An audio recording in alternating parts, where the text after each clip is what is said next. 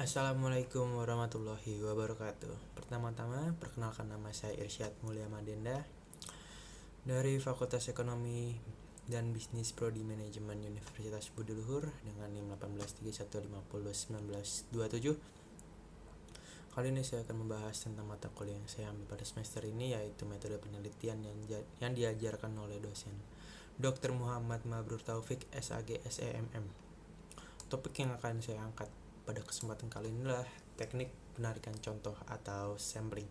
Sampling sendiri adalah proses mengamati sebagian objek pengamatan.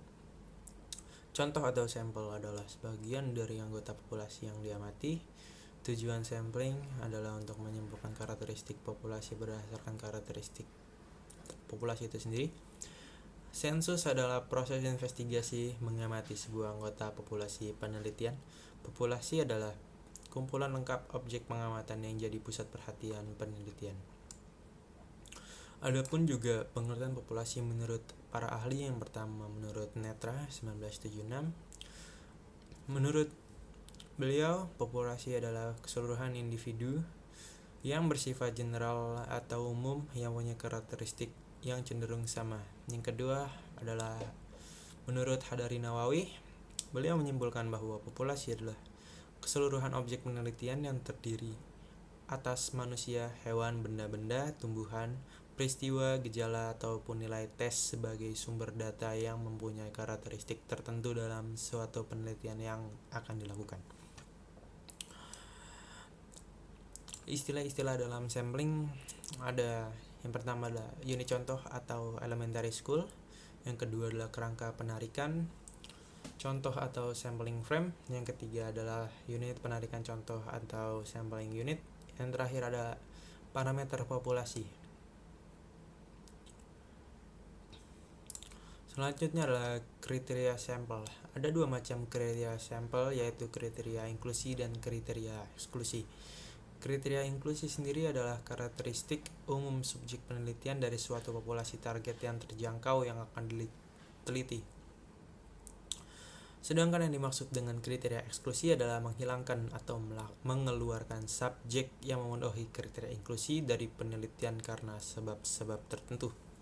Sebab-sebab yang dimaksud adalah subjek membatalkan kesediaannya untuk menjadi responden penelitian, dan subjek berhalangan hadir atau tidak ada di tempat ketika pengumpulan data dilakukan.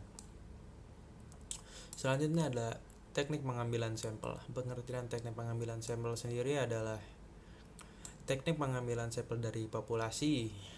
Sampel yang merupakan sebagian dari populasi tersebut kemudian diteliti dan hasil penelitiannya kemudian dikenakan pada populasi atau generalisasi. Manfaat sampling sendiri adalah menghemat biaya penelitian, menghemat waktu untuk penelitian karena sampling hanya dikhususkan untuk sebagian kecil dari populasi yang dianggap general atau sama. Yang ketiga, dapat menghasilkan data yang lebih akurat. Yang keempat, memperluas ruang lingkup penelitian. Adapun juga syarat-syarat teknik sampling. Teknik sampling boleh dilakukan bila populasi bersifat homogen atau memiliki karakteristik yang sama atau setidaknya hampir sama. Dan bila keadaan populasi bersifat heterogen, maka sampel yang dihasilkan dapat bersifat tidak representatif atau tidak menggambarkan karakteristik populasi secara garis besar. Jenis-jenis teknik sampling. Ada banyak sekali jenis-jenis teknik sampling yang dapat kita pelajari. Yang pertama adalah teknik sampling secara probabilitas. Teknik sampling atau random sampling merupakan teknik sampling yang dilakukan dengan memberikan peluang atau kesempatan kepada seluruh anggota populasi untuk menjadi sampel. Dengan demikian, sampel yang diperoleh diharapkan merupakan sampel yang representatif. Teknik sampling semacam ini dapat dilakukan dengan cara-cara sebagai berikut. Yang pertama, ada teknik sampling secara rambang sederhana. Cara yang paling populer yang dipakai dalam proses penarikan sampel rambang sederhana adalah dengan undian. Jadi masing-masing sampel diberikan undian tersebut untuk dipilih, nanti hasilnya akan menjadi data untuk sampel tersebut. Yang kedua adalah teknik sampling secara sistematis atau systematic sampling. Prosedur ini berupa penarikan sampel dengan cara mengambil setiap kasus atau nomor urut yang kesekian dari daftar populasi. Yang ketiga ada teknik sampling secara rambang proporsional. Jika populasi terdiri dari subpopulasi, maka sampel penelitian diambil dari setiap populasi, dan adapun cara pengambilannya dapat dilakukan secara undian maupun sistematis. Yang keempat ada teknik sampling secara rambang bertingkat. Bila subpopulasi sifatnya bertingkat, cara pengambilan sampel sama seperti pada teknik sampling secara proporsional. Selanjutnya adalah teknik pengambilan secara cluster atau cluster sampling. Ada kalanya peneliti tidak tahu persis karakteristik populasi yang ingin dijadikan subjek penelitian karena populasi tersebar di wilayah yang amat luas. Maka dari itu, peneliti hanya dapat menentukan sampel wilayah berupa kelompok cluster yang telah ditentukan secara bertahap. Teknik pengambilan sampel semacam ini disebut cluster sampling atau multi-stage sampling. Yang kedua adalah teknik sampling secara non-probabilitas. Teknik sampling non-probabilitas adalah teknik pengambilan sampel dari populasi yang ditentukan sendiri oleh peneliti atau penurut pertimbangan pakar yang ada di daerah tersebut. Dan beberapa jenis atau cara penarikan sampel dari populasi secara non-probabilitas ada sebagai berikut. Yang pertama ada prospective sampling atau judgmental sampling. Penarikan sampel dari populasi secara prospektif dan adalah cara penarikan sampel yang dilakukan dengan memilih subjek berdasarkan kriteria spesifik yang ditetapkan oleh peneliti. Yang kedua adalah snowball sampling atau penarikan sampel secara bola salju. Penarikan sampel pada populasi berdasarkan pola ini dilakukan dengan menentukan sampel pertama. Sampel berikutnya ditentukan berdasarkan informasi dari sampel pertama. Penarikan sampel ketiga ditentukan berdasarkan informasi dari sampel kedua, dan seterusnya hingga jumlah sampel semakin besar seolah-olah terjadi efek bola salju. Yang ketiga ada kuota sampling atau penarikan sampel secara jatah. Teknik sampling ini dilakukan dengan atas dasar jumlah atau jatah yang telah ditentukan. Biasanya yang dijadikan sampel penelitian adalah subjek yang mudah ditemui sehingga memudahkan pola proses pengumpulan data.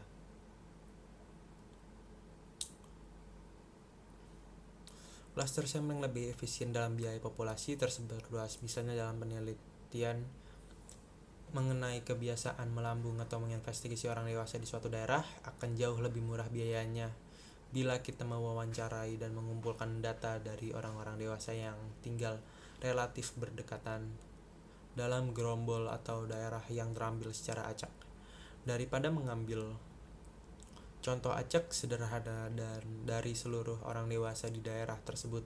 Bila gerombolannya berupa daerah geografis seperti daerah-daerah administrasi pemerintahan, maka penarikan contoh ini sering disebut penarikan contoh area bertahap atau multi-stage sampling.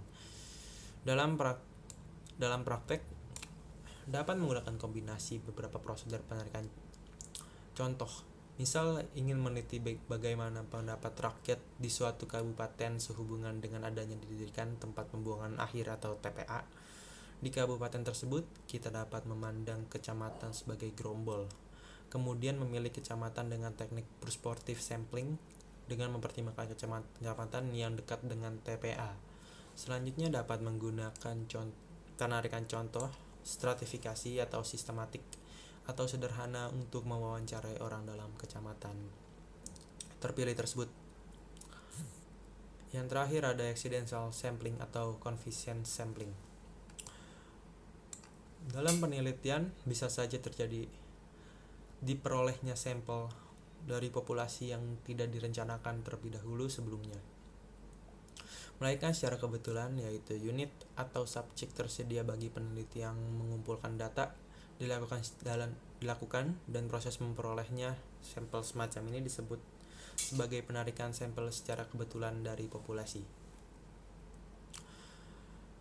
Voluntary sampling, pengambilan sampel berdasarkan kesukarelaan sampel atau respondennya.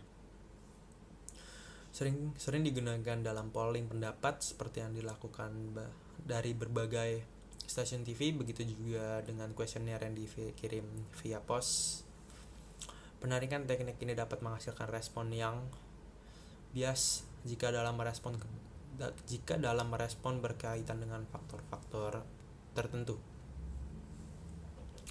Penentuan jumlah sampel. Bila jumlah populasi dipandang terlalu besar dengan maksud untuk menghemat waktu, biaya, dan tenaga, maka peneliti tidak meneliti seluruh anggota populasi melainkan akan menggunakan sampel. Bila peneliti bermaksud meneliti sebagian dari populasi saja atau sampel, pertanyaan yang selalu muncul adalah berapa jumlah sampel yang memenuhi syarat. Ada hukum statistik dalam menentukan jumlah sampel, yaitu semakin besar jumlah sampel, maka semakin menggambarkan keadaan populasi di daerah tersebut, menurut Soekardi. Penentuan jumlah sampel berdasarkan karakteristik populasi. Yang terakhir adalah penentuan jumlah sampel berdasarkan karakteristik populasi. Dan selain berdasarkan ketentuan di atas, perlu pula penentuan jumlah sampel dikaji dari karakteristik populasi. Bila populasi bersifat homogen, maka tidak dituntut sampel yang jumlahnya besar. Misal saja dalam pemeriksaan golongan darah, karena sampel yang bersifat homogen atau populasi yang bersifat homogen, maka data tersebut hampir sama, jadi bisa diambil dari sedikit populasi saja. Walaupun pemakaian jumlah sampel yang besar sangat dianjurkan, dengan pertimbangan adanya berbagai keterbatasan pada peneliti, sehingga peneliti berusaha mengambil sampel minimal dengan syarat dan aturan statistika tetap terpenuhi sebagaimana dianjurkan oleh Isaac dan Michael. Dengan menggunakan rumus tersebut, Isaac dan Michael memberikan hasil akhir jumlah sampel terhadap jumlah populasi antara 10 sampai 100 ribu. Demikian dari materi yang bisa saya jelaskan. Terima kasih. Selamat malam. Wassalamualaikum warahmatullahi wabarakatuh.